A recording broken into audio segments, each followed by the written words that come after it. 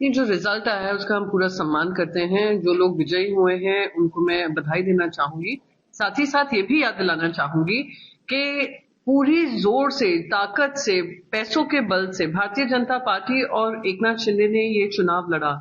शुरुआती चुनाव में ये कहा जा रहा था कि शिवसेना उद्धव बाला साहेब ठाकरे जी को ध्वस्त करेंगे, उनको जिता नहीं पाएंगे, 20 सीट से ज्यादा नहीं आएंगी, सब कुछ कहा गया।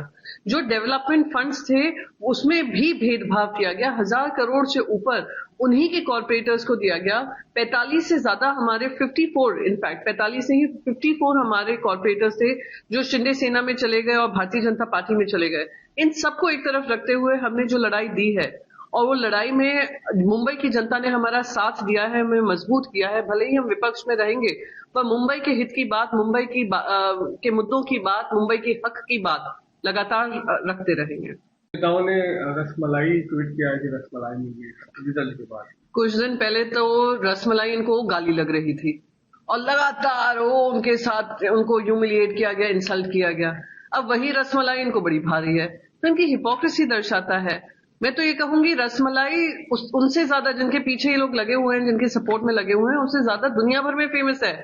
हमने कुछ गलत नहीं कहा था, तो अब वो रसमलाई को याद करें तो अच्छी बात है, याद करें। पोस्टर लगाया धुरंधर। देवेंद्र फडणवीस जी ने जो चुनाव लड़ा है, पूरे महाराष्ट्र में चुनाव लड़ा है, 1 साल के अंदर जो सारे कॉर्पोरेशन इलेक्शंस हुए। हाँ, हम ये कह सकते हैं कि कॉर्पोरेशन इलेक्शन सुप्रीम कोर्ट के दबाव की वजह से हुए। ये लगातार उसको पुश करने की कोशिश करते, पोस्टपोन करने की कोशिश कर रहे थे।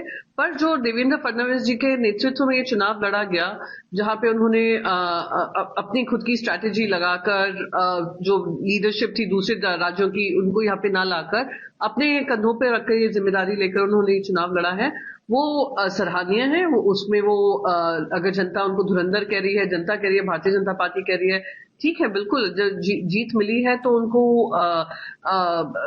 बधाई के पात्र भी बनते हैं। पर साथ ही साथ मैं ये भी कहूंगी कि जीत मिली है, जीत उस जिम्मेदारी से मिली है कि जो जो वादे आपने महाराष्ट्र की जनता को किए हैं, मुंबई की जनता को दिए हैं, उस पर आप खरे उतरेंगे और किसी तरीके से जनता में ना भेदभाव हो, विकास में ना भेदभाव हो, और महाराष्ट्र की प्रगति में भी ना किसी तरीके का भेदभाव हो। यही जैसे कि मैं सो रहा हूँ तो पिताजी को जगाना है मुझे, तो वो डायरेक्ट उठाने के बजाय, और हिंसा की परंपरा मेरे यहाँ नहीं थी सौभाग्य से, तो वो क्या करते थे कि उस कमरे में आ जाएंगे या बाहर से गुजरेंगे और चौपाई बोलेंगे, प्रात काल उठ के रघुनाथा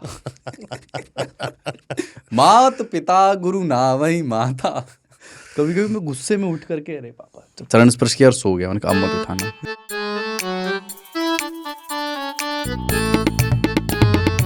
गर्मियों की छुट्टी होने वाली थी, मेरे पापा आने वाले थे, तो हम लोग सभी खुश थे। तो मैं एक बेड पे चढ़ के डांस कर रहा था, लेकिन वो पहले ही आ गए। फ्रीज।